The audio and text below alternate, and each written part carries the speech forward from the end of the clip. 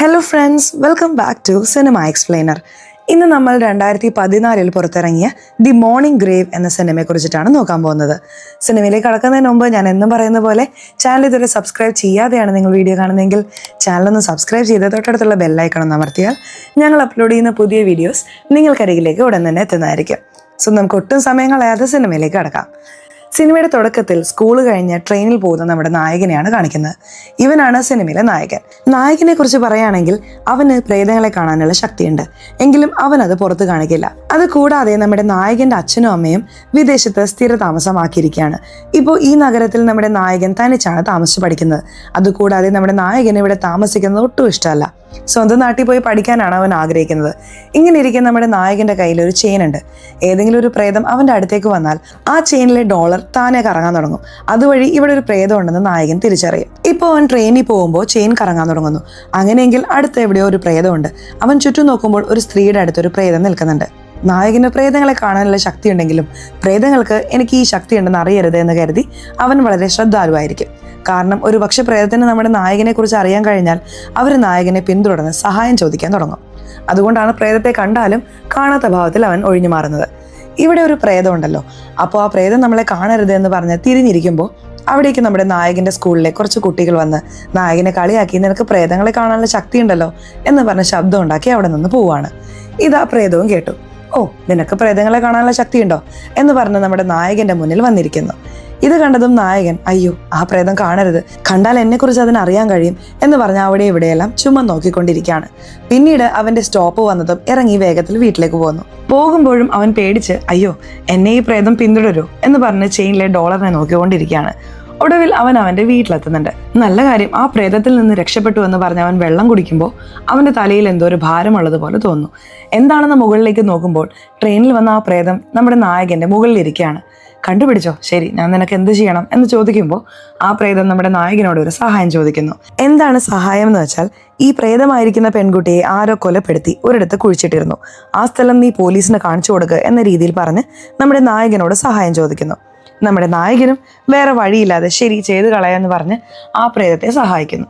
അങ്ങനെ ആ പ്രേതത്തിന്റെ മൃതദേഹം എവിടെയാണ് കുഴിച്ചിട്ടിരിക്കുന്നതെന്ന് പോലീസിനെ അറിയിക്കുന്നു. അടുത്ത സീനിൽ പോലീസ് ആ മൃതദേഹം കുഴിച്ചെടുക്കുന്നുണ്ട്. ആ പ്രേതം അടുത്തിരുന്ന് ഉറക്കെ കരയുന്നുണ്ട്. ഇത് നമ്മുടെ നായകൻ നോക്കിക്കൊണ്ടിരിക്കുന്നു.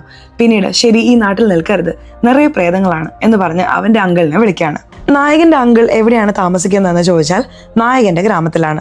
അതുകൊണ്ട് അങ്കിളിനെ വിളിച്ച് എനിക്ക് ഈ നാട്ടിൽ നിൽക്കുന്ന ഇഷ്ടമല്ല, ഞാൻ നമ്മുടെ സ്വന്തം നാട്ടിലേക്ക് വരാൻ പോവാണ്, എനിക്കിവിടെ നിൽക്കുന്നത് ഒട്ടും ഇഷ്ടമല്ല എന്നൊക്കെ പറയുമ്പോൾ എന്താ ഇങ്ങോട്ടേക്ക് വരാൻ പോവാണോ, ഇവിടേക്ക് വരുമൊന്നും വേണ്ട, നിനക്ക് ഓൾറെഡി പ്രേതങ്ങളെ കാണാനുള്ള ശക്തിയുണ്ട്, എനിക്കും ആ പ്രേതങ്ങളെ കാണാനുള്ള ശക്തി ഉള്ളത് കൊണ്ട് ഒരുപാട് പ്രേതങ്ങൾ ഈ സ്ഥലത്തേക്ക് വരും, അതുകൊണ്ട് നീയൊന്നും വരണ്ട എന്ന് പറയാണ്. ഇല്ലില്ല, ഞാൻ ഓൾറെഡി ഈ സ്കൂളിൽ നിന്ന് TC എല്ലാം വാങ്ങി, ഞാനിപ്പോൾ നാട്ടിലേക്ക് യാത്ര തിരിക്കാൻ പോവാണെന്ന് പറഞ്ഞിട്ട് ഒരു ചെറിയ പെൺകുട്ടിയുടെ പേര് പറഞ്ഞ് അവരുടെ കുടുംബത്തിന് എങ്ങനെയുണ്ടെന്ന് അന്വേഷിക്കുന്നു. ഉടനെ നായകന്റെ അങ്കിൾ ഓ ആ പെൺകുട്ടിയോ, ആ സംഭവം നടന്നിട്ട് കുറേ ആയില്ലേ, എനിക്കതിനെക്കുറിച്ച് അറിയില്ല എന്ന രീതിയിൽ പറയാണ്. അങ്ങനെ നമ്മുടെ നായകൻ അവന്റെ നാട്ടിലേക്ക് എത്തുന്നു. ബസ്സിലിരിക്കുമ്പോൾ പുറത്തൊരു പ്രേതം നിൽക്കുന്നുണ്ട്. ഇവളാണ് ഈ സിനിമയിലെ നായിക. നായികയെ നമ്മുടെ നായകൻ കാണുന്നുണ്ട്. അവളെ കണ്ടതും പ്രേതമാണെന്ന് തിരിച്ചറിയുന്നു. എങ്കിലും ശരി, ആ പെൺകുട്ടിയെ നോക്കരുത്, നോക്കിയാൽ എൻ്റെ അടുത്ത് വന്ന് സഹായം ചോദിക്കുമെന്ന് പറഞ്ഞ് കാണാത്ത ഭാവത്തിൽ ബസ്സിനോട് ഇരിക്കുകയാണ്. ഇത് നമ്മുടെ നായിക കണ്ട് ചിരിക്കുന്നുണ്ട്. പിന്നീട് നമ്മുടെ നായകൻ നേരെ അവന്റെ അങ്കിളുടെ വീട്ടിലേക്ക് എത്തുന്നുണ്ട്. വീട്ടിൽ വന്നതും പറഞ്ഞ കേൾക്കാതെ വന്നല്ലോ, ശരി വാ എന്ന് പറഞ്ഞ് നായകനെ വീടിനുള്ളിലേക്ക് കൂട്ടിക്കൊണ്ടുപോകുന്നു. അങ്കിളിനെ കുറിച്ച് പറയുകയാണെങ്കിൽ ഇദ്ദേഹത്തിന് പ്രേതങ്ങളെ കാണാനുള്ള ശക്തി ഉണ്ടെങ്കിലും ഇദ്ദേഹം വളരെ ഭീരുവാണ്. പ്രേതങ്ങളെ കണ്ടാൽ പേടിക്കും. അതുകൊണ്ട് വീടിന് പുറത്ത് പോലും ഇറങ്ങാറില്ല എന്ന് കണ്ടാൽ അറിയാം. ഇത് കട്ട് ചെയ്ത് കാണിക്കുമ്പോൾ ഈ ഗ്രാമത്തിലെ സ്കൂളിൽ നമ്മുടെ നായകൻ ചേർന്നിരിക്കുകയാണ്. സ്കൂളിലെ ടീച്ചർ എല്ലാ വിദ്യാർത്ഥികൾക്കും നായകനെ പരിചയപ്പെടുത്തി കൊടുക്കുന്നു. അതിനുശേഷം നമ്മുടെ നായകൻ അവന്റെ സീറ്റിലേക്ക് പോവാണ്. ഇങ്ങനെ ഇരിക്കെ എല്ലാ സ്കൂളിലും ഏതെങ്കിലും ഒരു റൗഡി സംഘം ഉണ്ടാവുമല്ലോ. അതുപോലെ ഈ ക്ലാസ്സിൽ 5 പേരുള്ള ഒരു റൗഡി സംഘമുണ്ട്. ഇതിൽ ഇവളാണ് റൗഡി പെണ്ണ്. ഈ സിനിമയിൽ ഇവനെ നമുക്ക് റൗഡി പയ്യൻ എന്ന് വിളിക്കാം. ആ റൗഡി പെണ്ണ് നമ്മുടെ നായകന്റെ അടുത്ത് വന്നിട്ട് എന്താടാ നിനക്ക് ഇത്രയും സുന്ദരനായിരിക്കുന്നത്, സിറ്റിയിൽ നിന്ന് വന്നാൽ ഇത്രയും സുന്ദരനായിരിക്കോ എന്നൊക്കെ പറഞ്ഞ് നായകനോട് ഭയങ്കരമായി സംസാരിക്കാൻ തുടങ്ങുന്നു. ഇത് ആ റൗഡി പയ്യനെ ഒട്ടും ഇഷ്ടപ്പെടുന്നില്ല. എങ്കിലും നമ്മുടെ നായകനോട് ഈ റൗഡി പെണ്ണ് പറയുന്നതൊന്നും ചെവി കൊടുക്കാതെ അവൻ അവന്റെ കാര്യം നോക്കിക്കൊണ്ടിരിക്കുകയാണ്. അപ്പോഴാണ് ഈ ക്ലാസ് റൂമിലെ ജനലിൽ ഏതൊരു പ്രേതം കയ്യിൽ രക്തക്കറയുമായി വന്ന് തട്ടുന്നത്. ഈ പ്രേതത്തെ കണ്ടതും നമ്മുടെ നായകൻ പേടിച്ചു പോകുന്നുണ്ട്. ചേടാ, ഈ നാട്ടിൽ അധികം പ്രേതം ഉണ്ടാവില്ല എന്ന് വിചാരിച്ചാൽ സ്കൂളിൽ തന്നെ ഒരു പ്രേതം ഉണ്ടോ എന്ന് മനസ്സിനുള്ളിൽ പെരുപെടുത്തിട്ട് അവന്റെ അങ്കിളിന്റെ അടുത്ത് വന്ന് ഇതെല്ലാം പറയാണ്. ഉടനെ ആങ്കിൾ എന്താണ് പറയുന്നതെന്ന് വെച്ചാൽ, ഇങ്ങനെ രക്തക്കറയുമായ പ്രേതം വന്നാൽ അതൊന്നും ശ്രദ്ധിക്കരുത്, അവരെല്ലാം പ്രതികാരം ചെയ്യാൻ ആഗ്രഹിക്കുന്നവരാണ്. അതുകൊണ്ട് അവർക്ക് സഹായം ചെയ്യാൻ ശ്രമിക്കരുത് എന്നൊക്കെ പറഞ്ഞ് നായകന് കുറേ ഉപദേശങ്ങൾ കൊടുക്കുന്നു. ഇനി കട്ട് ചെയ്ത് അടുത്ത ദിവസം രാവിലെ ആവുന്നുണ്ട്. നമ്മുടെ നായകൻ സ്കൂളിലേക്ക് പോകുമ്പോൾ ഒരിടത്തൊരു പെൺകുട്ടിയും ഒരു നായയും ഇരിക്കുന്നത് കാണാണ്. കണ്ടത് നമ്മുടെ നായകന് ഇഷ്ടാവുന്നുണ്ട്. ശരി, ഇതിനെ വരയ്ക്കാന്ന് പറഞ്ഞ് അവന്റെ നോട്ട് എടുത്ത് വരയ്ക്കാൻ തുടങ്ങുന്നു. ഈ സമയത്ത് നമ്മുടെ നായിക ഈ സ്ഥലത്തേക്ക് വന്ന്, നിനക്ക് ആ നായെല്ലാം കണ്ണിൽ കാണാനുണ്ടോ? ആ നായ കഴിഞ്ഞ മാസം ചത്തുപോയതാണ് എന്നൊക്കെ പറഞ്ഞുകൊണ്ടിരിക്കുന്നു. എന്നാൽ നമ്മുടെ നായകനാണെങ്കിൽ നായിക പറയുന്നത് ശ്രദ്ധിക്കുന്നതേ ഇല്ല. ഇതേ സമയം ആ റൗഡി പയ്യനുണ്ടല്ലോ, അവൻ അവന്റെ സംഘത്തെ കൂട്ടി നമ്മുടെ നായകന്റെ അടുത്ത് വന്ന് ഭയങ്കരമായി അടിച്ച്, എന്താടാ എൻ്റെ ആളെ നീ കറക്കാൻ നോക്കുകയാണോ എന്നൊക്കെ പറഞ്ഞ് നായകനോട് വഴക്കിടുകയാണ്. ഞാൻ എവിടെയാ സംസാരിച്ചത്?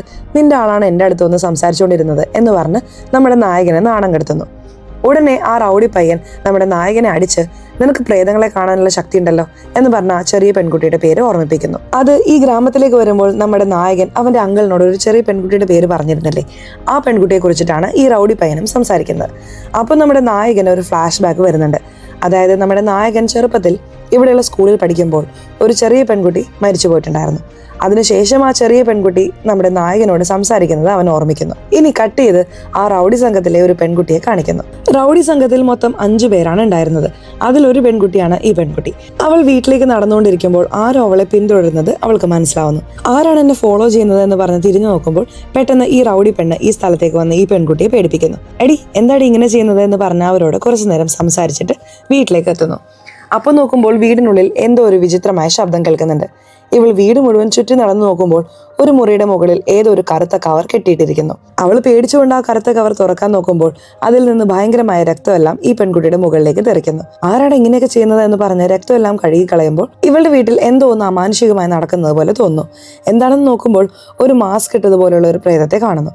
അവൾ വേഗത്തിൽ ഫോൺ എടുത്ത് ഒരു മുറിയിൽ പോയി ഒളിച്ചിരുന്ന് അവളുടെ റൗഡി സംഘത്തെ വിളിച്ച്, ഈ രീതിയിൽ ഞാൻ സാഗിയെ ഈ സ്ഥലത്ത് കണ്ടു, അവൾ വന്നല്ലോ എന്ന രീതിയിൽ പറയുമ്പോൾ ആ മാസ്ക് ഇട്ട പ്രേതം ഈ പെൺകുട്ടിയെ അടിച്ച് വലിച്ചുകൊണ്ട് പോകുന്നു.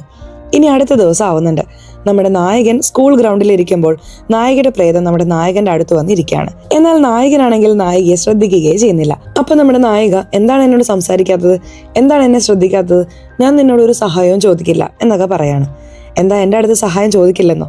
സത്യമായിട്ട് എൻ്റെ അടുത്ത് പ്രതികാരം ചെയ്യണം എന്നൊക്കെയുള്ള സഹായം ചോദിക്കില്ലല്ലോ എന്ന് പറഞ്ഞ് സന്തോഷത്തോടെ നായികയോട് സംസാരിക്കാൻ തുടങ്ങുന്നു. ഇങ്ങനെ അവർ രണ്ടുപേരും സംസാരിച്ചുകൊണ്ടിരിക്കുമ്പോൾ ആ ഗ്രൗണ്ടിൽ ഈ റൗഡി പയ്യനുണ്ടല്ലോ, അവനൊരു പയ്യനെ പിടിച്ച് അടിക്കുന്നുണ്ട്. ഇത് നമ്മുടെ നായിക കണ്ടതും, നീ എന്തിനാണ് അവനെ തടഞ്ഞു നിർത്താത്തത്, അവൻ ഇങ്ങനെയെല്ലാം പ്രശ്നങ്ങൾ ഉണ്ടാക്കുന്നുണ്ടല്ലോ, അവനെ എതിർത്ത് എന്തെങ്കിലും ചോദിക്കേണ്ടതല്ലേ എന്ന് ചോദിക്കുമ്പോൾ നമ്മുടെ നായകനാണെങ്കിൽ ഒരു മറുപടിയും പറയാതെ ഇരിക്കുകയാണ്. അയ്യോ, മാസ്ക് പ്രേതം വന്നല്ലോ, എനിക്ക് ഇവിടെ നിന്ന് പോകണമെന്ന് പറഞ്ഞ് വേഗത്തിൽ ആ ഗ്രൗണ്ടിൽ നിന്ന് ഓടിപ്പോകുന്നു. നമ്മുടെ നായകന് ഒന്നും മനസ്സിലാവുന്നില്ല. എന്താണ് ഇത്? നായിക ഒരു പ്രേതമാണ്, അവൾ തന്നെ വേറൊരു പ്രേതത്തെ കണ്ട് പേടിച്ചു പോവാണോ? അപ്പോൾ അത് എന്ത് പ്രേതമായിരിക്കും എന്ന് പറഞ്ഞ് അവൻ്റെ കയ്യിൽ ഒരു $1 വെച്ചിരുന്നല്ലോ, ആ $1 വെച്ച് ആ മാസ്ക് പ്രേതം എവിടെയാണെന്ന് ഞാൻ കണ്ടുപിടിക്കാൻ പോവാണെന്ന് പറഞ്ഞ് സ്കൂൾ മുഴുവൻ അങ്ങനെ തിരയാൻ തുടങ്ങുകയാണ്. ഇങ്ങനെ ഒരു സ്ഥലത്ത് വന്നതും ആ $1 താനെ കറങ്ങാൻ തുടങ്ങുന്നു. ഓ, അതിനുള്ളിലായിരിക്കും ആ പ്രേതം ഉള്ളത്, അതാണ് ആ കൊടും ക്രൂരമായ മാസ്ക് പ്രേതം, അതിനെ ഞാൻ കാണാൻ പോവാണെന്ന് പറഞ്ഞ് ആ വാതിൽ തുറക്കുമ്പോൾ ഉള്ളിൽ വേറെ ഏതോ ഒരു പ്രേതമാണ് ഉള്ളത്.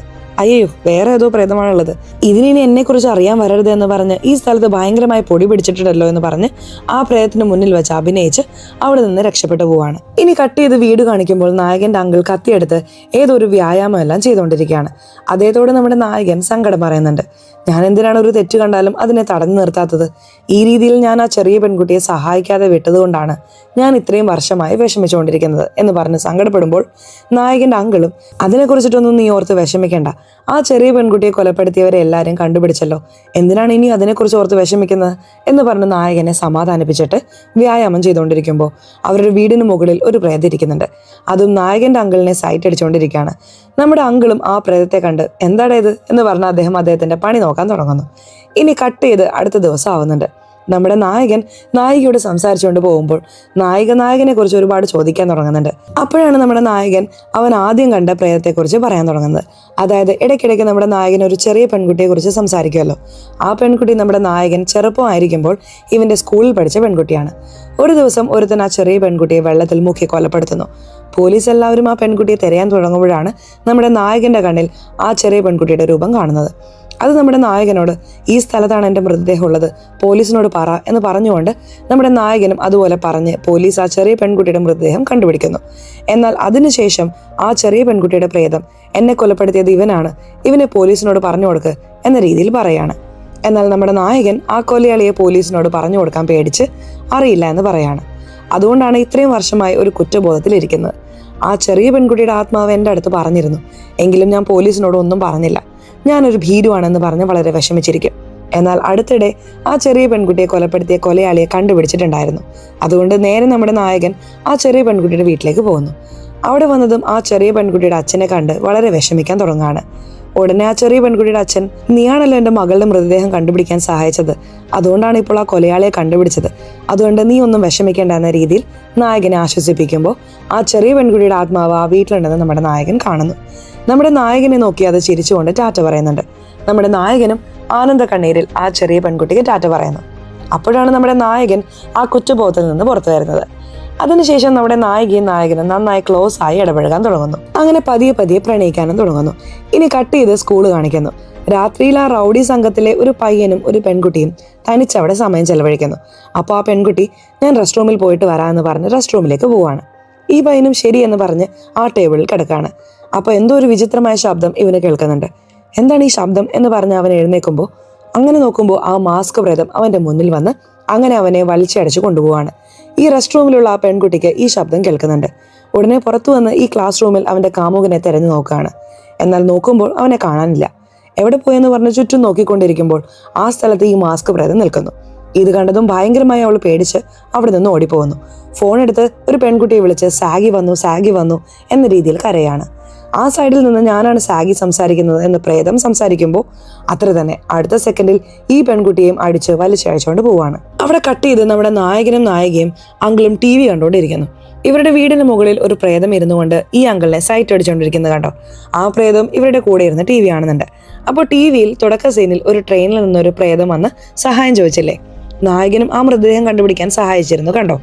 ആ പെൺകുട്ടിയെ കൊലപ്പെടുത്തിയ കൊലയാളിയെ കണ്ടുപിടിച്ചു എന്ന രീതിയിൽ ന്യൂസിൽ കാണിക്കുന്നു. ഇത് കണ്ടതും നമ്മുടെ നായകൻ, അതെ, സ്കൂളിലെ ഏതൊരു മാസ്ക് ഇട്ട പ്രേതം കറങ്ങി നടക്കുന്നുണ്ടല്ലോ, അത് ഏത് പ്രേതമാണ്, എന്തിനാണ് എല്ലാ പ്രേതങ്ങളും അതിനെ കണ്ട് പേടിക്കുന്നത് എന്നൊക്കെ പറഞ്ഞ് ഈ അങ്കിളിനോട് സംസാരിച്ചുകൊണ്ടിരിക്കുമ്പോൾ ഇവരുടെ കൂടെ ഉണ്ടായിരുന്ന ഒരു പ്രേതം ഉണ്ടല്ലോ, ആ പ്രേതം എന്താണ് പറയുന്നതെന്ന് വെച്ചാൽ ആ മാസ്ക് ഇട്ട പ്രേതത്തിന്റെ പേര് സാഗി, അവൾ തന്നെയാണ് ഇനിയും ആ സ്കൂളിൽ കറങ്ങിക്കൊണ്ടിരിക്കുന്നത് എന്ന രീതിയിൽ പറയാണ്. അപ്പോൾ നായകന്റെ അങ്കിൾ ചോദിക്കുന്നുണ്ട്, ആരാണ് ആ പ്രേതം, എന്തിനാണ് ഇവൾ ഇവിടെ കറങ്ങിക്കൊണ്ടിരിക്കുന്നത്, അവൾക്ക് എന്താണ് വേണ്ടത് എന്നൊക്കെ ചോദിക്കുമ്പോൾ വീണ്ടും ഈ പ്രേതം എന്താണ് പറയുന്നതെന്ന് വെച്ചാൽ സാഗി തന്നെയാണ് അവളുടെ പേര് എന്ന രീതിയിൽ തന്നെ വീണ്ടും പറയാണ്. അതുകൊണ്ട് നമ്മുടെ നായകൻ എന്താണ് ചെയ്യുന്നതെന്ന് വെച്ചാൽ അടുത്ത ദിവസം ക്ലാസ്സിലേക്ക് വന്നതും സാഗി എന്ന് പറഞ്ഞ ഇവിടെ ഒരു പെൺകുട്ടി പഠിച്ചിരുന്നു, ആ കുട്ടിയുടെ ഫോട്ടോ എനിക്ക് കിട്ടുമോ എന്നൊക്കെ ചോദിക്കുമ്പോൾ ഒരു കണ്ണാടി പെണ്ണ് നമ്മുടെ നായകന് ഫോട്ടോ അയച്ചു കൊടുക്കാൻ വേണ്ടി തിരയുന്നു. അങ്ങനെ നോക്കുമ്പോൾ ആ റൗഡി പെണ്ണ് അവളെ കണ്ട് തടഞ്ഞുകൊണ്ട് പേടിച്ച് അങ്ങനെ അയക്കാതെ വിടുന്നു. അങ്ങനെ ആ റൗഡി പെണ്ണ് നമ്മുടെ നായകന്റെ അടുത്ത് വന്ന് അവളെക്കുറിച്ച് എനിക്കറിയില്ല, അവളൊരു നല്ല പെൺകുട്ടിയെ ആയിരുന്നില്ല എന്ന രീതിയിൽ പറഞ്ഞ് സമാധാനിപ്പിക്കുന്നു. ഇപ്പോൾ ആ റൗഡി സംഘത്തിൽ ആരൊക്കെയാണുള്ളത്? ഈ റൗഡി പയ്യനും ഈ റൗഡി പെണ്ണും മാത്രമാണ്. കാരണം 3 പേരെയും ആ പ്രേതം അടിച്ച് വലിച്ചഴിച്ചുകൊണ്ട് പോയില്ലേ. അപ്പോൾ അവരെങ്ങനെയാണ് കാണാതെ പോയത്? നമ്മുടെ കൂട്ടുകാരെവിടെ പോയി എന്നുള്ളത് ഈ റൗഡി പെണ്ണും ഈ റൗഡി പയ്യനും അറിയില്ല. ഇങ്ങനെ ഇരിക്കും നമ്മുടെ നായകൻ നായികയുമായി ചേർന്ന് സമയം ചെലവഴിക്കുമ്പോൾ നമ്മുടെ നായകന് ഒരു മെസ്സേജ് വരുന്നുണ്ട്. ആരാണെന്ന് നോക്കിയാൽ ആ കണ്ണാടി പെണ്ണ് നമ്മുടെ നായകന് ആ സാഗി എന്ന പെൺകുട്ടിയുടെ ഫോട്ടോ അയച്ചിരിക്കുന്നു. സാഗി എന്ന പെൺകുട്ടിയുടെ ഫോട്ടോ കണ്ടതും നമ്മുടെ നായകൻ അങ്ങനെ ഞെട്ടിപ്പോവാണ്. അപ്പോൾ നായികയോട് അതിനെക്കുറിച്ച് ചോദിക്കുമ്പോൾ നമ്മുടെ നായികയ്ക്കും സാഗിയെക്കുറിച്ച് അവളൊന്നും ആത്മഹത്യ ചെയ്തതല്ല, ആത്മഹത്യ ചെയ്തതിൻ്റെ കാരണം അവരാണ് എന്ന് പറഞ്ഞ് ഏതോ ഒരു കഥയെല്ലാം പറയുന്നുണ്ട്. എന്നാൽ അത് എന്ത് കഥയാണെന്ന് നമ്മളെ കാണിക്കുന്നില്ല. അതിനുശേഷം നമ്മുടെ നായകൻ നേരെ ആ റൗഡി പെണ്ണിൻ്റെയും റൗഡി പയ്യൻ്റെയും അടുത്ത് വന്ന്, നിങ്ങളാണ് അവൾ ആത്മഹത്യ ചെയ്തതിന് കാരണം, സാഗി നിങ്ങളെ വെറുതെ വിടില്ല, നിങ്ങളോട് പ്രതികാരം ചെയ്യും എന്ന രീതിയിൽ ഭയങ്കരമായി പറഞ്ഞ് അവിടെ നിന്ന് പോവുകയാണ്. ഇപ്പോൾ ഈ റൗഡി പെൺകുട്ടികൾക്ക് എന്തോ ഒരു കാര്യം അറിയാൻ വരുന്നുണ്ട്. ഒരുപക്ഷെ സാഗി തന്നെയായിരിക്കും നമ്മുടെ കൂട്ടുകാരെ വലിച്ചഴിച്ചുകൊണ്ട് പോയിട്ടുണ്ടാവുക എന്നൊക്കെ സംശയത്തോടെ ചോദിക്കുമ്പോൾ അതിന് ആ റൗഡി പയ്യൻ ഒരു ഫോട്ടോ എടുത്ത് കാണിക്കുന്നുണ്ട്. ഇത് കണ്ടതും ഒരുപക്ഷെ ആ സാഗി പെൺകുട്ടിയുടെ അച്ഛൻ തന്നെയായിരിക്കും ഇതെല്ലാം ചെയ്തുകൊണ്ടിരിക്കുന്നതെന്ന് വിചാരിക്കുന്നു. നമുക്ക് പോയി അദ്ദേഹത്തെ കാണാം എന്ന് പ്ലാനിട്ട് ഈ റൗഡി പെണ്ണും ഈ റൗഡി പയ്യനും സാഗി പെൺകുട്ടിയുടെ വീട്ടിലേക്ക് പോവാണ് അവളുടെ അച്ഛനെ കാണാൻ വേണ്ടി. പോകുന്നതിന് മുമ്പ് നമ്മുടെ നായകന് ഈ രീതിയിൽ ഞങ്ങൾ സാഗിയുടെ വീട്ടിലേക്ക് പോവാണ് എന്ന് മെസ്സേജ് അയച്ചിട്ടാണ് പോകുന്നത്. ഇനി കട്ട് ചെയ്ത് നമ്മുടെ നായകനെ കാണിച്ചാൽ അവൻ അവൻ്റെ അങ്കിളിനോട് സംസാരിച്ചുകൊണ്ടിരിക്കുമ്പോൾ ഇവരയച്ച മെസ്സേജ് വരുന്നുണ്ട്. ഇത് കണ്ടതും ഞാനും ആ സാഗിയുടെ വീട്ടിലേക്ക് പോയേ പറ്റൂ, അല്ലെങ്കിൽ ആ മാസ്ക് പ്രേതം ഇവരെന്തെങ്കിലും ചെയ്ത് കളയും, അതുകൊണ്ട് ഞാൻ വേഗത്തിൽ പോവാണെന്ന് പറഞ്ഞ് വേഗത്തിൽ അവിടെ നിന്ന് പോകുമ്പോൾ ഈ അങ്കിൾ ഉണ്ടല്ലോ, അദ്ദേഹം നമ്മുടെ നായകന് ഒരു കത്തി കൊടുത്ത്, ഇതൊരു ശക്തിയുള്ള കത്തിയാണ്, ഇത് നിന്റെ സുരക്ഷയ്ക്ക് വേണ്ടി വച്ചോ എന്ന് പറഞ്ഞ് നമ്മുടെ നായകന് കൊടുത്തയക്കുന്നു. നമ്മുടെ നായകനും ആ കത്തി വാങ്ങിച്ച് വേഗത്തിൽ സാഗിയുടെ വീട്ടിൽ വന്ന് നോക്കുകയാണ്. നോക്കുമ്പോൾ സാഗിയുടെ അച്ഛൻ മാത്രം പുറത്തു വരുന്നു. അദ്ദേഹത്തെ പ്രേതം അടിച്ചതുപോലെ ഇരിക്കുന്നുണ്ട്. ഉടനെ നമ്മുടെ നായകൻ വേഗത്തിൽ വീടിനുള്ളിലേക്ക് പോയി നോക്കുമ്പോൾ ആ റൗഡി പെണ്ണും റൗഡി പയ്യനും ചത്തുകിടക്കാണ്. ആ സാഗി പ്രേതം ഇവരെയും കൊന്നുകളഞ്ഞു. അയ്യോ, ഞാൻ എത്താൻ വളരെ വൈകി പോയല്ലോ എന്നോർത്ത് വിഷമിച്ചിട്ട് വേറെ എന്തെങ്കിലും ആ വീട്ടിൽ കിട്ടുമോ എന്ന് പറഞ്ഞ് തിരഞ്ഞു നോക്കുമ്പോൾ ഒരു അലമാര നമ്മുടെ നായകൻ തുറക്കുന്നു. അപ്പോൾ നോക്കിയാൽ ഉള്ളിലൊരു സ്കൂൾ കുട്ടിയുടെ മൃതദേഹമുണ്ട്. മുഖത്തൊരു മാസ്ക് ഇട്ടിരിക്കുന്നു. അപ്പോൾ നമ്മുടെ നായകൻ ആ മാസ്ക് എടുക്കുന്നുണ്ട്. എടുത്തതും അപ്പോഴാണ് ഒരു വലിയ ട്വിസ്റ്റ്. എന്താണെന്ന് വെച്ചാൽ സാഗി എന്ന പെൺകുട്ടി വേറെ ആരുമല്ല, നമ്മുടെ നായികയാണ്. പിന്നീട് നമ്മുടെ നായികയുടെ ജീവിതത്തിൽ എന്ത് സംഭവിച്ചു എന്നൊരു ഫ്ലാഷ് ബാക്ക് കാണിക്കുന്നു. നമ്മുടെ നായിക ഈ സ്കൂളിൽ പഠിക്കുമ്പോൾ ഈ സ്കൂളിൽ ഒരു കണ്ണാടിയിട്ട പെൺകുട്ടി ഉണ്ടല്ലോ, ആ പെൺകുട്ടിയെ ഈ റൗഡി സംഘം ഭയങ്കരമായി ഉപദ്രവിച്ചിട്ടുണ്ടായിരുന്നു. ഭയങ്കരമായി ചീത്ത പറഞ്ഞിട്ട് അവളെ വെച്ച് ആ റൗഡി സംഘം ഭയങ്കരമായി തമാശകളൊക്കെ കളിച്ചുകൊണ്ടിരിക്കും. അങ്ങനെ കട്ട് ചെയ്ത് അടുത്ത സീനിൽ ഈ ക്ലാസ് ടീച്ചർ ഈ റൗഡി പെൺകുട്ടിയെ വിളിച്ചിട്ട് ഈ രീതിയിൽ നീ ഭയങ്കരമായി എല്ലാവർക്കും ബുദ്ധിമുട്ടുണ്ടാക്കുന്നുണ്ട്, നിന്റെ പേരിൽ ഭയങ്കരമായ പരാതികളെല്ലാം വന്നിട്ടുണ്ട്, അതുകൊണ്ട് ഒരു പെൺകുട്ടി മാത്രം തനിച്ചാണ് നിന്റെ പേരിൽ പരാതി തന്നിരിക്കുന്നത്, ഈ രീതിയിൽ ഇനിയും നീ ഒരുപാട് പേർക്ക് ബുദ്ധിമുട്ടുണ്ടാക്കുകയാണെങ്കിൽ നീ തീർന്നു എന്ന് പറഞ്ഞ് ഭയങ്കരമായി ആ റൗഡി പെൺകുട്ടിയെ ശകാരിച്ച് ആ ടീച്ചർ പോവാണ്. എന്നാൽ ഈ പരാതി കൊടുത്ത പേപ്പർ ഇവിടെ തന്നെ വെച്ചിട്ട് പോവാണ്. അത് കണ്ടിട്ട് ആ റൗഡി പെണ്ണ് എന്നെ കുറിച്ച് ആരാണ് പരാതി നൽകിയത്, ആരാണ് പരാതി കൊടുത്തതെന്ന് ഞാൻ ഇപ്പോൾ തന്നെ കണ്ടുപിടിക്കുമെന്ന് പറഞ്ഞ് ക്ലാസ് റൂമിൽ വന്ന് ഇവിടെ പഠിക്കുന്ന എല്ലാ വിദ്യാർത്ഥികളുടെയും കൈയക്ഷരം വെച്ച് പരിശോധിച്ച് നോക്കുന്നു. അതിൽ നമ്മുടെ നായികയുടെ കൈയക്ഷരം ഈ പരാതി പേപ്പറുമായി ഒത്തുപോകുന്നു. അത്ര തന്നെ ഈ റൗഡി സംഘം നമ്മുടെ നായികയെ പിടിച്ച് ഭയങ്കരമായി ഉപദ്രവിക്കാൻ തുടങ്ങുന്നു. ലൈറ്റർ വെച്ച് അവളെ ഭയങ്കരമായി പൊള്ളിക്കുകയും കണ്ണിൽ ഭയങ്കരമായി അടിക്കുകയൊക്കെ ചെയ്യുന്നു. എന്നാൽ ഇതിൽ എന്ത് വലിയ പ്രശ്നമാണുള്ളതെന്ന് വെച്ചാൽ നമ്മുടെ നായിക എന്തിനു വേണ്ടിയിട്ടാണ് ഇത് ചെയ്തിട്ടുണ്ടാവുക? ആ കണ്ണാടിയിട്ട പെൺകുട്ടിക്ക് വേണ്ടിയാണല്ലോ പരാതി തന്നെ കൊടുത്തത്. എന്നാൽ ആ കണ്ണാടിയിട്ട പെൺകുട്ടി നമ്മുടെ നായികയെ ശ്രദ്ധിക്കുകയേ ചെയ്യുന്നില്ല. അതുകൂടാതെ ഈ ക്ലാസ്സിലുള്ള ആരും തന്നെ നമ്മുടെ നായികയെ ശ്രദ്ധിക്കുന്നില്ല. ആ റൗഡി സംഘത്തെ പേടിക്കുന്നുണ്ട്. നമ്മുടെ നായികയും വീട്ടിൽ വന്ന് അവളുടെ അച്ഛനോട് എല്ലാം പറയുന്നു. അവളുടെ അച്ഛനും ഞാൻ വന്ന് പരാതി കൊടുക്കട്ടെ എന്ന് ചോദിക്കുകയാണ്. ഇല്ലപ്പാ, നിങ്ങൾ പരാതി കൊടുത്താലും എനിക്ക് തന്നെയാണ് കൂടുതൽ അപകടം, അതുകൊണ്ട് ഞാൻ തന്നെ നോക്കിക്കൊള്ളാം എന്ന രീതിയിൽ പറഞ്ഞ് സമാധാനിപ്പിക്കുന്നു. ഇങ്ങനെ ഇരിക്കെ നമ്മുടെ നായിക ക്ലാസ്സിലായിരിക്കുമ്പോൾ വീണ്ടും നമ്മുടെ നായികയെ ഉപദ്രവിച്ച് എന്താ നീ പരാതി കൊടുക്കുന്നത്, ഇത് ഈ മാസ്ക് ഇട്ടോ, ഞാൻ ഏത് സ്ഥലങ്ങളിലാണോ ഇരിക്കുന്നത് ആ സ്ഥലങ്ങളിലെല്ലാം നീ മാസ്ക് ഇട്ടിരിക്കണം, മാസ്ക് ഊരിയാൽ നീ തീർന്നു എന്ന രീതിയിൽ വളരെ ഉപദ്രവിക്കാൻ തുടങ്ങുകയാണ്. നമ്മുടെ നായികയും വേറെ വഴിയില്ലാതെ ആ മാസ്ക് ഇട്ടുകൊണ്ട് തന്നെ കറങ്ങിക്കൊണ്ടിരിക്കുകയാണ്. എന്നാൽ മറ്റാരും ഇത് ശ്രദ്ധിക്കുന്നതേ ഇല്ല. ഇതേ സമയം ക്ലാസ് ടീച്ചർ നമ്മുടെ നായികയെ നോക്കിയിട്ട് എന്താ നീ എപ്പോഴും മാസ്ക് ഇട്ടുകൊണ്ടിരിക്കുന്നത്, മാസ്ക് ഊരി എന്ന് പറഞ്ഞ് മാസ്ക് ഊരി വാങ്ങിച്ചു പോവാണ്. അപ്പോൾ അതാണ് അവസരം എന്ന് പറഞ്ഞ് വീണ്ടും ആ റൗഡി പെണ്ണ് നമ്മുടെ നായികയെ പിടിച്ച് എന്താ നീ മാസ്ക് ഇല്ലാതിരിക്കുന്നത് എന്ന് പറഞ്ഞ് വളരെ ഉപദ്രവിക്കാൻ തുടങ്ങുകയാണ്. അതുകൊണ്ട് നമ്മുടെ നായിക വളരെ വിഷമിച്ച് നമ്മൾ ഈ ക്ലാസ് വിദ്യാർത്ഥികൾക്ക് വേണ്ടി നല്ലതാണ് ചെയ്തത്, എന്നാൽ ഒരാൾ പോലും എന്നെ ശ്രദ്ധിക്കുന്നില്ലല്ലോ എന്ന് പറഞ്ഞ് അവളുടെ വീട്ടിൽ തന്നെ ആത്മഹത്യ ചെയ്ത് മരിച്ചു പോവാണ്. അങ്ങനെ ഫ്ലാഷ് ബാക്ക് അവിടെ കട്ടാവുന്നു. അപ്പോൾ എങ്ങനെയാണ് രണ്ട് പ്രേതങ്ങളെന്ന് ചോദിച്ചാൽ നമ്മുടെ നായിക മരിക്കുന്നതിന് മുമ്പ് വളരെ നല്ല കുട്ടിയായിരുന്നു, വളരെ നിഷ്കളങ്കയായിരുന്നു. എന്നാൽ മരിക്കുമ്പോൾ ഭയങ്കര ആഗ്രഹത്തിൽ നമുക്ക് വേണ്ടി ഒരാൾ പോലും വന്നില്ലല്ലോ എന്ന് പറഞ്ഞ് വളരെ ദേഷ്യത്തിൽ ആത്മഹത്യ ചെയ്ത് മരിച്ചതുകൊണ്ട് രണ്ട് ആത്മാക്കളായി പിരിഞ്ഞിരുന്നു. ഒന്ന് നല്ല ആത്മാവും രണ്ട് പ്രതികാരം ചെയ്യണമെന്ന ചിന്തയിൽ കറങ്ങിക്കൊണ്ടിരിക്കുന്ന മാസ്ക് ഇട്ട ആത്മാവും. അപ്പോൾ വീണ്ടും ആ വീടിനുള്ളിൽ എന്തെങ്കിലും ഉണ്ടായോ എന്ന് തിരഞ്ഞു നോക്കുമ്പോൾ ഒരു ഡയറി ഉണ്ട്. ഈ ഡയറി എവിടെയോ കണ്ടിട്ടുണ്ടല്ലോ എന്ന് പറഞ്ഞ് തുറന്നു നോക്കുമ്പോൾ ഉള്ളിൽ നമ്മുടെ നായകൻ വരച്ച ഡ്രോയിങ് ഉണ്ട്. ഈ ഡയറി ചെറുപ്പത്തിൽ നമ്മുടെ നായകൻ മിസ് ചെയ്ത ഡയറിയാണ്. അപ്പോൾ ഈ സാഗി എന്ന പെൺകുട്ടി മറ്റാരുമല്ല, അവൻ ചെറുപ്പത്തിൽ ഈ നാട്ടിൽ പഠിക്കുമ്പോൾ എൻ്റെ ക്ലാസ്സിലെ പെൺകുട്ടിയാണ് സാഗി എന്ന രീതിയിൽ നമ്മുടെ നായകൻ അറിയാൻ വരുന്നു. അപ്പോൾ വേറെ എന്തെങ്കിലും കിട്ടുമെന്ന് തിരഞ്ഞു നോക്കുമ്പോൾ വേറൊരു ഡയറിയിൽ 6 പേരുടെ പേര് എഴുതി വെച്ചിട്ടുണ്ടായിരുന്നു. അതിൽ 5 പേര് ഓൾറെഡി മരിച്ചു പോയിരുന്നു. അതാ റൗഡി സംഘം. ബാക്കിയുള്ള ഒരാളെ ഇനിയും കൊല്ലാതിരിക്കുകയാണ്. അതാരാണെന്ന് ചോദിച്ചാൽ ആ കണ്ണാടി പെണ്ണ്. അപ്പോൾ അടുത്തത് ഈ കണ്ണാടി പെണ്ണിനെയാണോ കൊലപ്പെടുത്താൻ പോകുന്നത്? അപ്പോൾ അവളെ നമ്മൾ എന്തായാലും രക്ഷിക്കണം എന്ന് പറഞ്ഞ് വേഗത്തിൽ സ്കൂളിലേക്ക് പോകാൻ തുടങ്ങുന്നു. കാരണം സ്കൂളിലാണ് പ്രത്യേക ക്ലാസ് നടന്നുകൊണ്ടിരിക്കുന്നത്. അങ്ങനെ പോകുന്നതിന് മുമ്പ് നായകൻ്റെ അങ്കിളിനെ വിളിച്ച് ഈ രീതിയിൽ സാഗിയുടെ വീട്ടിലാണ് അവളുടെ മൃതദേഹം ഉള്ളത്, അതെടുത്തിട്ട് പോയി നിങ്ങൾ അന്ത്യോപചാരം നടത്തണം, അപ്പോഴാണ് സാഗിയുടെ ആത്മാവ് ഈ ലോകം വിട്ടു പോകുന്നത് എന്നൊക്കെ പറയാണ്. നായകൻ്റെ അങ്കിളും ഭീരുമായിരുന്നെങ്കിലും ശരി ഞാൻ നിനക്ക് വേണ്ടി അത് ചെയ്യാം എന്ന് പറഞ്ഞ് നേരെ ആ സാഗിയുടെ വീട്ടിലേക്ക് പോവാണ്. ഈ സൈഡിൽ കട്ട് ചെയ്ത് സ്കൂളിനെ കാണിച്ചാൽ രാത്രിയിൽ പ്രത്യേക ക്ലാസ് അറ്റൻഡ് ചെയ്തുകൊണ്ടിരിക്കുകയാണ്. അപ്പോൾ ടീച്ചറുടെ മൊബൈലിൽ നിന്ന് ഇവർക്കുള്ളൊരു മെസ്സേജ് വരുന്നു. എന്താണെന്ന് വെച്ചാൽ എല്ലാ വിദ്യാർത്ഥികളും വേഗത്തിൽ ലൈബ്രറിയിലേക്ക് വരണമെന്ന രീതിയിൽ ആ ടീച്ചർ അയച്ചിരിക്കുന്നു. അപ്പോൾ എല്ലാ വിദ്യാർത്ഥികളും ഇറങ്ങി അങ്ങനെ ലൈബ്രറിയിലേക്ക് വരുന്നു. യഥാർത്ഥത്തിൽ ഇതാരാണ് അയച്ചിരിക്കുക? ഈ മാസ്ക് ഇട്ട പ്രേതം തന്നെയാണ്. എന്തിനാണെന്ന് ചോദിച്ചാൽ ഈ ലൈബ്രറി മുഴുവൻ പെട്രോൾ ഒഴിച്ചു വെച്ച് എല്ലാ വിദ്യാർത്ഥികളും വന്നതും എല്ലാ വിദ്യാർത്ഥികളെയും കത്തിച്ചു കളയാനാണ് ഈ മാസ്ക് പ്രേതത്തിന്റെ പ്ലാൻ. അതുപോലെ എല്ലാ വിദ്യാർത്ഥികളും ഈ ലൈബ്രറിയിലേക്ക് ഓടി വരാണ്. കറക്റ്റായിട്ട് നമ്മുടെ നായകനും ഈ ലൈബ്രറിയിലേക്ക് വരുന്നു. അപ്പോൾ ആ മാസ്ക് ഇട്ട പ്രേതത്തോട് ഒരുപാട് സംസാരിക്കാൻ ശ്രമിക്കുന്നുണ്ട്. എന്നാൽ ആ മാസ്ക് പ്രേതം പറയുന്നുണ്ട്, ഞാൻ ഈ വിദ്യാർത്ഥികൾക്ക് വേണ്ടിയിട്ടാണ് എല്ലാം ചെയ്തത്, എന്നാൽ എനിക്കൊരു പ്രശ്നം വന്നപ്പോൾ എന്നെ ആരും ശ്രദ്ധിച്ചില്ല. അതുകൊണ്ട് ഇവരെല്ലാവരെയും ഞാൻ കത്തിക്കാൻ പോവാണെന്ന് പറഞ്ഞ് കയ്യിലൊരു ലൈറ്റർ വെച്ചിരിക്കുകയാണ്. ഈ മാസ്ക് പ്രേതത്തെ കണ്ടിട്ട് ആ വിദ്യാർത്ഥികളെല്ലാം പേടിച്ചുപോയി. അപ്പോൾ നമ്മുടെ നായകൻ മാത്രം ഒരുപാട് പറയാൻ ശ്രമിക്കുന്നുണ്ട്. എങ്കിലും ആ മാസ്ക് പ്രേതം കേൾക്കാതെ ലൈറ്റർ അങ്ങനെ താഴേക്ക് ഇടുന്നു. എന്നാൽ കറക്റ്റ് സമയത്ത് ആ ലൈറ്ററിനെ ആരോ പിടിക്കുന്നുണ്ട്. ആരാണെന്ന് ചോദിച്ചാൽ നമ്മുടെ നായികയാണ്. നമ്മുടെ നായിക അവളുടെ മോശപ്പെട്ട ആത്മാവിനോട്, ഇവിടെ നോക്ക്, നമ്മളൊന്നും ഇങ്ങനെ ചെയ്യാൻ പാടില്ല. എങ്കിലും ആ മാസ്ക് പ്രേതം നമ്മുടെ നായിക പറയുന്നത് കേൾക്കുന്നത് പോലുമില്ല.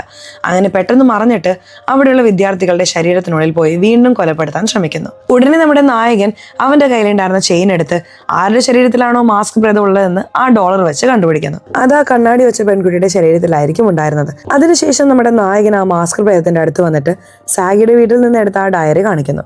അപ്പോൾ അങ്ങനെ ഒരു ചെറിയ ഫ്ലാഷ് ബാക്ക് എന്താണെന്ന് വെച്ചാൽ, സാഗിയും നമ്മുടെ നായകനും ചെറുപ്പത്തിൽ നല്ല കൂട്ടുകാരായിരുന്നു. ഈ സ്കൂളിൽ തന്നെയാണ് പഠിച്ചിട്ടുണ്ടായിരുന്നത്. ഒരു ദിവസം നമ്മുടെ നായകന് പ്രേതങ്ങളെ കാണാനുള്ള ശക്തി വന്ന് ഒരു ചെറിയ പെൺകുട്ടിയുടെ മൃതദേഹത്തെ കാണിക്കാൻ സഹായിച്ചിരുന്നല്ലോ. അന്ന് ഇവന്റെ കയ്യിലുണ്ടായിരുന്ന ഡയറി ഈ സ്കൂളിൽ തന്നെ മിസ് ചെയ്തിട്ട് പോകും. അപ്പോൾ ആ സാഗിയും നമ്മുടെ നായകന്റെ ഡയറി എടുത്ത്, ശരി നാളെ വരുമ്പോൾ നമുക്കിത് കൊടുത്തു കളയാം എന്ന രീതിയിൽ സുരക്ഷിതമായി എടുത്തു വെച്ചിട്ടുണ്ടായിരുന്നു. എന്നാൽ അടുത്ത ദിവസം മുതൽ നമ്മുടെ നായകൻ സ്കൂളിൽ വന്നിട്ടുണ്ടായിരുന്നില്ല. അപ്പോൾ ഞാനിനി എന്നാണ് നായകനെ കാണുന്നത്, അന്ന് ഞാൻ ഈ ഡയറി കൊടുക്കും എന്ന രീതിയിൽ ഈ സാഗി നമ്മുടെ നായകന്റെ ഡയറി എടുത്ത് വെച്ചിട്ടുണ്ടായിരുന്നു. ഇപ്പോൾ ഈ ഡയറി നമ്മുടെ നായകൻ ആ മാസ്ക് പ്രേതത്തിന്റെ അടുത്ത് കാണിച്ചിട്ട്, ഞാനും നീ നല്ല കൂട്ടുകാരായിരുന്നു എന്നൊക്കെ പറയുമ്പോൾ ആ മാസ്ക് പ്രേതം അങ്ങനെ മാറി നമ്മുടെ നായികയുടെ രൂപമായി മാറുന്നു. ഉടനെ നമ്മുടെ നായിക, ഞാൻ ഈ ഡയറി നിനക്ക് തന്നെ തരണം എന്നാണ് വിചാരിച്ചിരുന്നത് എന്ന് പറഞ്ഞ് നായകനെ കെട്ടിപ്പിടിച്ച്, നായകനൊരു കത്തി വെച്ചിരുന്നല്ലോ, നായകന്റെ അങ്കിൾ കൊടുത്തത്, ആ കത്തി എടുത്ത് അവളുടെ ശരീരത്തിൽ അവൾ തന്നെ കുത്തിക്കയറ്റുന്നു. ഇതേ സമയം ഈ സൈഡിൽ നായകന്റെ അങ്കിൾ നമ്മുടെ നായികയുടെ മൃതദേഹം എടുത്ത് അന്ത്യോപചാരം എല്ലാം ചെയ്യാൻ തുടങ്ങുന്നു. അപ്പോൾ നമ്മുടെ നായികയുടെ ആത്മാവ് അങ്ങനെ മാഞ്ഞു പോകുന്നു. അങ്ങനെ കട്ട് ചെയ്ത് കുറച്ച് നാളുകൾക്ക് ശേഷം കാണിച്ചാൽ നമ്മുടെ നായികയുടെ കല്ലറയിൽ എല്ലാ വിദ്യാർത്ഥികളും വന്ന് അഞ്ജലി ചെയ്യുന്നു. നമ്മുടെ നായകൻ മാത്രം ഉറക്കെ കരയുന്നുണ്ട്. ഇനി കട്ട് ചെയ്ത് 5 വർഷത്തിന് ശേഷം കാണിച്ചാൽ നമ്മുടെ നായകൻ ജോലിക്ക് പോകാൻ തുടങ്ങാണ്. ഇതേ സമയം നായകന്റെ അങ്കിൾ ഉണ്ടല്ലോ, അദ്ദേഹത്തെ ഒരു ആത്മാവ് സൈറ്റ് അടിച്ചുകൊണ്ടിരിക്കുന്നത് കണ്ടോ, ആ ആത്മാവും ഈ അങ്കിളും കളിച്ചുകൊണ്ടിരിക്കുകയാണ്. ഇത് കണ്ട നമ്മുടെ നായകൻ സംസാരിക്കാതെ, നിങ്ങൾ രണ്ടുപേരും കല്യാണം കഴിച്ചാൽ പോരെ എന്ന് കളിയാക്കിയിട്ട് പുതിയ ജോലിക്ക് വരുന്നു. എവിടെയാണെന്ന് ചോദിച്ചാൽ ഇവൻ പഠിച്ച ആ സ്കൂളിലേക്ക് പുതിയ ട്രെയിനിങ് ടീച്ചറായി വന്നിരിക്കുകയാണ്. അപ്പോൾ ഹെഡ് മാസ്റ്റർ നമ്മുടെ നായകനെ അവിടെയുള്ള എല്ലാ വിദ്യാർത്ഥികൾക്കും പരിചയപ്പെടുത്തിയിട്ട് പോവാണ്. നമ്മുടെ നായകനും എല്ലാ വിദ്യാർത്ഥികളോടും സംസാരിച്ചിട്ട് അവസാനത്തെ നിരയെ നോക്കിയാൽ ആ പ്രേതം ഇരിക്കുന്നുണ്ട്. അത് കണ്ടത് നമ്മുടെ നായകൻ, അവസാനത്തെ നിര എന്താണ് ഒഴിച്ചിട്ടിരിക്കുന്നത്, ആരും അങ്ങോട്ടേക്ക് ഇരിക്കുന്നില്ലേ എന്നൊക്കെ ചോദിക്കുമ്പോൾ എല്ലാ വിദ്യാർത്ഥികളും അവിടെ ഇരുന്ന വിദ്യാർത്ഥി കഴിഞ്ഞ ആഴ്ചയിലാണ് ഞങ്ങളെ വിട്ടു പോയത് എന്ന രീതിയിൽ പറയുന്നു. ഉടനെ നമ്മുടെ നായകനും ആ പ്രേതത്തെ കണ്ണിൽ കണ്ടാലും ആ പ്രേതത്തിന് എന്നെ കുറിച്ച് അറിയാൻ വിട്ടുകൊടുക്കരുത് എന്നൊക്കെ പറഞ്ഞ് അവിടെയും ഇവിടെയുമായി നോക്കി സമാധാനിക്കുന്നു. ആ പ്രേതവും അങ്ങനെ നമ്മുടെ നായകന്റെ അടുത്ത് വന്ന് നമ്മുടെ നായകന്റെ മുന്നിൽ വന്ന് പേടിപ്പിക്കുന്ന പോലെ കാണിച്ച് ഈ സിനിമ അവസാനിക്കുന്നു. അപ്പൊ ഈ സിനിമ എങ്ങനെയുണ്ടായിരുന്നു? ഇഷ്ടപ്പെട്ടോ? സിനിമയെ കുറിച്ചുള്ള നിങ്ങളുടെ അഭിപ്രായങ്ങൾ തീർച്ചയായിട്ടും കമന്റ് ബോക്സിൽ രേഖപ്പെടുത്തണേ. അതുപോലെ ചാനൽ ഇതുവരെ സബ്സ്ക്രൈബ് ചെയ്തിട്ടില്ലെങ്കിൽ ചാനൽ ഒന്ന് സബ്സ്ക്രൈബ് ചെയ്ത് ഈ വീഡിയോ ഇഷ്ടപ്പെട്ടാൽ തീർച്ചയായിട്ടും ലൈക്ക് കൂടി തരാൻ മറക്കല്ലേ. സോ ഇനി അടുത്തൊരു വീഡിയോയിൽ കാണാം. അതുവരെ ബൈ.